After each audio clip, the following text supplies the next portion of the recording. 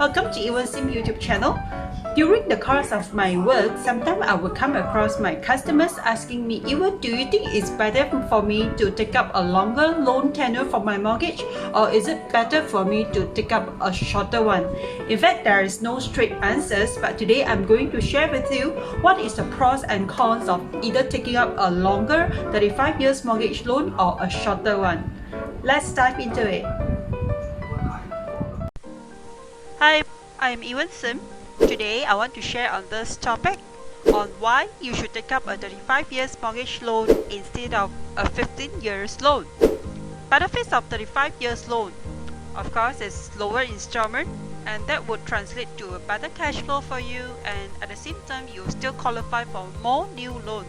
Are you aware that the bank actually calculate our DSR, debt to ratio, by basing on our monthly installment instead of the loan amount?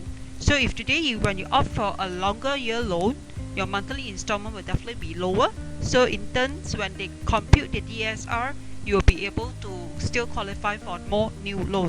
Then the cons of a 35 years old, of course, it means that it will take you longer for you to build up your equity, and at the same time it means you take longer time to pay it off. Benefits of a 15 years loan, that means you get to pay off your house earlier, and you also get to build up your equity faster, and obviously there's also a psychology feel-good factor that finally you are debt-free earlier.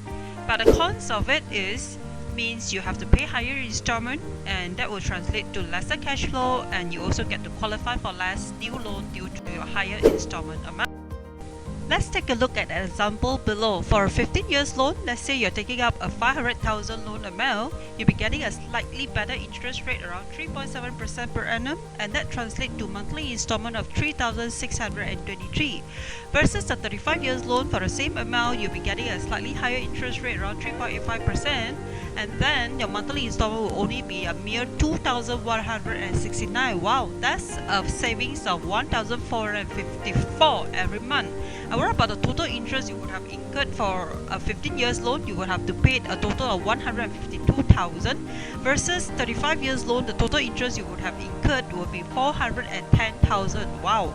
On the surface, it seems that you would have paid an extra of 258,000 more interest should you opt for the 35 years loan. So why am I saying that we should opt for a 35 years loan instead of a shorter one? Okay, hold on to your horses. I'm going to show it to you why. Due to the time value of money factors, the money that we paid in the further future actually worth lesser than the money that we paid now. This is caused by a factor called inflation.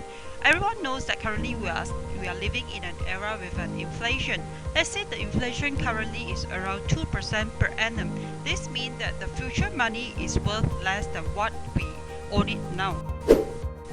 If you opt for a 35 years loan, you would have an extra cash flow of 1,454 every month, and that would translate to 17,500 per year. Should you reinvest this amount into an ordinary safe investment which says give you an annual return of 4%, over 35 years you would have a compounded return of 1.4 million.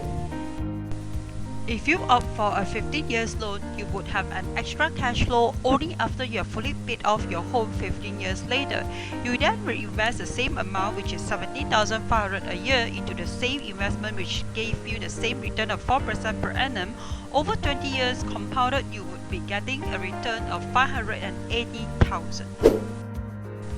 Now you get extra return of 1.4 million versus 580,000 should you opt for a 35 years loan. Even if you do take out minus the extra 258,000 interest that you have paid for the 35-year loan, you still will be getting an extra return of 1.142 million versus 428,000 return should you opt for a 15 years loan. You will end up to have more money in your coffer. Extra of how much? Extra of a whopping 714,000 should you opt for the 35 years mortgage loan. So in conclusion, always opt for the longest loan tenure as cash flow is king. Even if it's for your own home which you are going to stay in, you can still opt for the longest loan tenure, which is currently in Malaysia 35 years. Because anytime if you want to pay it off earlier, you can do it so. So a 35 years mortgage loan actually offers more flexibility for the owner. But if you took up a 15 years loan tenure, you cannot opt to pay it off in 35 years. This means less flexibility to owner.